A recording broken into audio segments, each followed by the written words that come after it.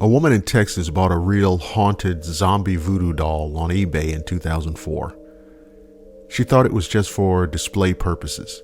She took it out of the small coffin and displayed it. It was, she said later on, a real big mistake. The doll attacked her many times. She had cuts, bruises, and had been gashed open on her leg. After being attacked and knowing the doll was haunted, without a second thought, she left it on display.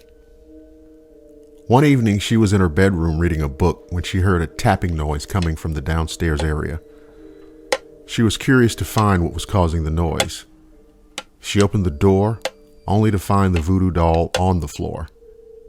This continued for several weeks. She would hear a tapping noise and find the doll on the ground. One night, she went to her porch and felt a stinging. She looked down and saw 3 claw marks on her ankle. Every night she was scratched, bit, and her leg was so gashed up that she had to go to the hospital. She put the doll back in its little coffin and shoved it into the basement, praying it would stay away from her. For weeks, she heard evil laughs and giggles, but she wouldn't dare open the basement door.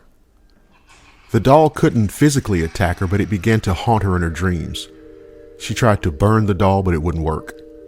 She tried to cut it up, but the scissors broke as well as the knife she used.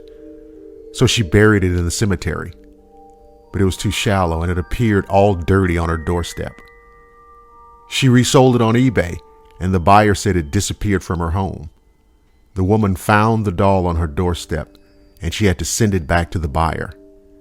The buyer complained that it disappeared again. So when the woman found it on her doorstep again, she wrapped it up securely and then sent it back once again.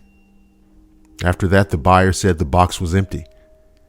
Then the woman found the doll at her door again. 2 years later, the woman was finally able to get rid of the doll.